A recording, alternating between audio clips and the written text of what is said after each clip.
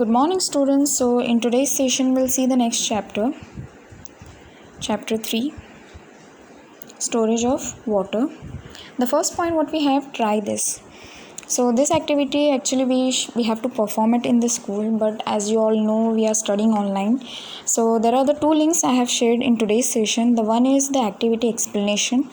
You just have to watch the video properly. You don't need to perform this activity at home. So for explaining the chapter we'll start from the first paragraph. Read along with me. You will realize that some rainwater flows away over the ground, some water seeps into the ground. All the water we get comes from the rain. The rainy season lasts for 3 or 4 months along with us. All living things use this water all year round. As some rainwater flows away over the ground, some water seeps into the ground. Seeps means absorbed. This water we get from the hand pump or well, so it's called the underground water. All the water we get comes from the rain, so the rain is the main source of water. The rainy season lasts for 3 or 4 months along with us. So all the living things like human beings, animals, plants use this water all year round. See the next one paragraph. If we do not store water, we will not have enough water for our needs. That is why we have to save water. Water must be used economically. In this lesson, we'll see the different ways of storing water. If we do not store water, we will not have enough water for our needs. Our basic needs are like for drinking, bathing, cooking, etc. So we should not waste the water. We have to save the water. Water must be used economically, like as per the minimum, as per our needs, we have to use the water. So now we'll see the different sources or ways of water. The natural sources of water are oceans, ponds, lakes, rivers, streams, and the man-made source of water are tap, well, hand pump, tube wells, dams. So see the next one paragraph. Old water stores. In the olden days, several methods of storing water were used in our state. Nowadays, these old water stores are rarely used. However, their remains can be seen in all places. Some of them are very beautiful. Water in some of these stores never gets depleted. Storage of water. The storage of water is divided into two methods.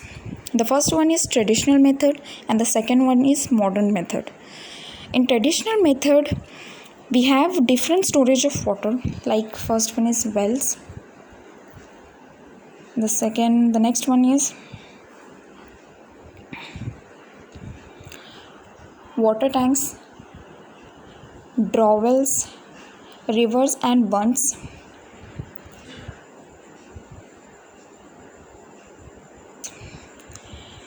Fifth one, old reservoirs. Sixth one, old tanks.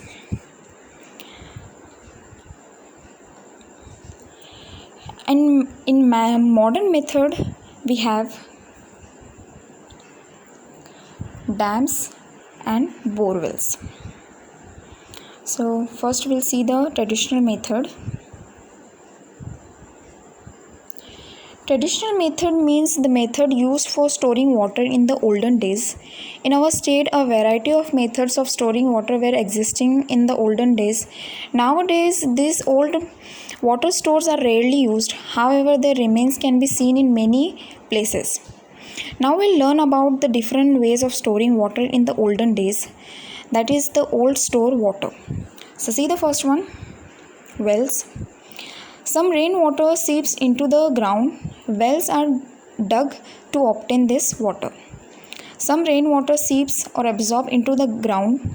So for getting that water, wells are dug or we can say dig means khodna to obtain that water. See the next one on the next page. Water tanks in forts. People lived on the hill forts in the past. They also needed water. The forts had reservoirs and tanks dug into the stones. In the olden days, people lived on the hill forts. As all the living things need water, they also needed water. The forts had reservoirs. Reservoirs means the artificial lake used as a source of water supply. Like example we have here in the picture, as you can see here, a tank of Fort Shivneri. See the next one, draw wells. In the past, draw wells were dug to get drinking water. They were small wells from which water was drawn using a small pots, powder tied to a rope. Atpadi in a Sangli district had a draw well in every vada. The draw wells had the water all year round. When the tap water system was introduced, the draw wells went out of use. Many were sealed. Now there are very few left in Atpadi. This can be seen in many villages. As you can see here in the picture, in the past, draw wells were dug or dig to get drinking water. This water was drawn using a small pots tied to a rope, as you can see here in the picture. In Sangli district, Atpadi is a village, had a draw well in every vada. The draw well had water all year round. When the new system, means the tap water system, was introduced, these wells went out of use. And this can be seen in many villages, including ours. As we have seen, the tap water system was introduced, so the draw wells went out of use. See the next one, rivers and bunds.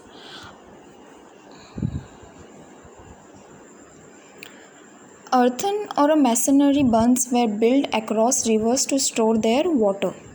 Earthen means structure made of a compressed earth, or a masonry means a stonework. Bunds were built across, as you can see here in the picture, which maids built across the rivers to store their water. See the next one, old reservoirs. Reservoirs were built in areas of low rainfall or in an area without a major river.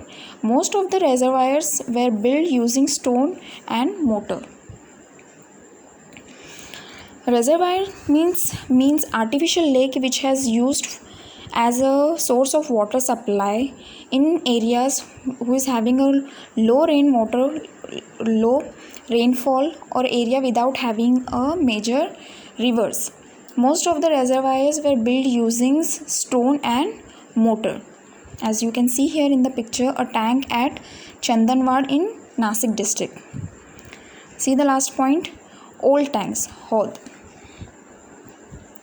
Earlier tanks were used to store water.